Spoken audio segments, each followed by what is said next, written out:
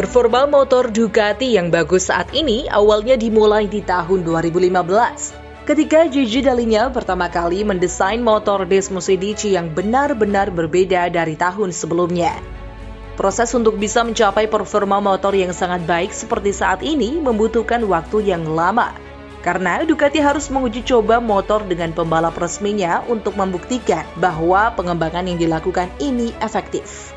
Namun seperti yang kita tahu, beberapa tahun terakhir ini, karena aturan yang diberlakukan Dorna, kesempatan untuk menguji coba motor dengan pembalap resmi sangat dibatasi.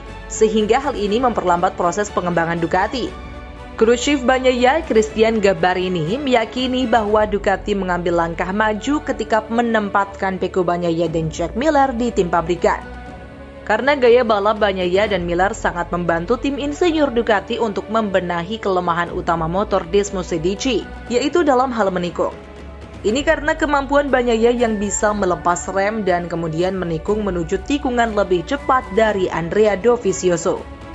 Di Aragon, di mana Bagnaia memenangkan balapan pertamanya di MotoGP setelah duel panjang dengan Marc Marquez, Marquez mengatakan bahwa Bagnaia terlihat seperti Dovizioso. Namun menurut Gabbarini, Bagnaia mengerem lebih keras dan memiliki corner speed lebih cepat dari Dovizioso. Dovizioso memang kesulitan dengan Ducati setelah Michelin memperkenalkan ban belakang dengan konstruksi lebih soft di 2020, yang mana ini memaksa pembalap mengubah gaya balapnya dari stop and go dengan gaya balap yang mengandalkan corner speed. Ini juga yang membuat Dovizioso masih kesulitan beradaptasi dengan motor Yamaha. Gabbarini mulai bekerja dengan Bagnaia ketika masih bergabung di tim satelit Pramac Ducati 2019 setelah di tahun 2017 dan 2018 bekerja bersama Jorge Lorenzo yang mungkin saja bisa merebut gelar dunia untuk Ducati bila para petinggi Ducati mau sedikit bersabar mempertahankan Lorenzo. Namun 4 tahun kemudian nyatanya Lorenzo masih punya andil dalam membantu Ducati. Peran Jorge Lorenzo dalam membantu Ducati selepas kepergiannya ke Honda disadari Gabbarini ketika gaya balap Bagnaia sangat mirip dengan Lorenzo. Sehingga Gabbarini dan insinyur data Tommaso Pagano langsung mengecek data Lorenzo. Gabbarini menilai bahwa data dari Lorenzo sangatlah membantu karena cara membalap Lorenzo di penghujung karirnya di Ducati sangatlah jenius. Sehingga ketika Bagnaia mendapat masalah dengan motornya, Gabbarini memberi saran untuk mengikuti cara membalap Lorenzo. Misalnya dengan mencontoh racing line yang dilakukan Lorenzo agar bisa keluar tikungan dengan akselerasi yang lebih baik dan sebagainya. Dan Bagnaia pun juga merupakan pembalap yang sangat pintar, bisa dengan cepat memahami arahan yang diberikan. Salah satu keunggulan terkuat Jorge Lorenzo adalah dia bisa mengalahkan Marc Marquez dalam hal pengereman. Sampai-sampai tidak ada yang bisa mengovertake Lorenzo di zona pengereman. Oleh karena itu, Gabbarini pun mengarahkan Bagnaia agar meniru gaya balap Lorenzo yang mengerem dengan sangat keras. Cara mengerem Bagnaia yang sangat keras ini bisa terlihat pada kamera onboard di balapan Aragon tahun lalu, saat Bagnaia mengerem di belakang Marquez dan bisa langsung mendekat beberapa meter di zona pengereman.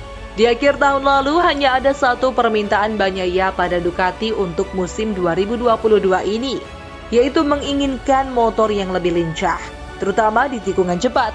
Bukan suatu hal yang mengejutkan karena aero downforce membuat motor Ducati menjadi berat untuk bergerak dan mengubah arah dengan cepat. Inilah mengapa Ducati sedang mengevaluasi untuk membuat fairing yang lebih ramping untuk musim balap 2022. Perubahan terbesar bagi Ducati di tahun 2022 ini adalah sepertiga dari 24 pembalap di grid MotoGP yang mengendarai Desmosedici. 5 di antaranya menggunakan GP22 dan sisanya menggunakan GP21. Ini akan memberikan pengaruh besar dalam balapan dan juga pada para pabrikan rival. Motor Ducati dikenal selalu kuat dalam sesi kualifikasi, sehingga besar kemungkinan motor-motor Desmosedici akan memenuhi barisan start terdepan. Ini tentu akan semakin menyulitkan motor pabrikan lain untuk merangsek ke depan. Dan kemudian ada keuntungan lain dari banyaknya motor Ducati di grid, yaitu para mekanik dan insinyur tim bisa punya banyak pilihan dalam mencoba settingan pengembangan dan pemilihan ban yang tepat. 15 tahun sudah terlewati semenjak Ducati memenangkan gelar dunia pembalap MotoGP. Akankah tahun ini Bagnaia Miller atau bahkan Martin bisa menyamai torehan Casey Stoner sebagai juara dunia MotoGP 2007 dengan motor Ducati? Itu tadi informasi mengenai MotoGP pada kali ini. Jika kalian menyukai informasi mengenai MotoGP, jangan lupa untuk like, komen, dan subscribe video ini. See ya!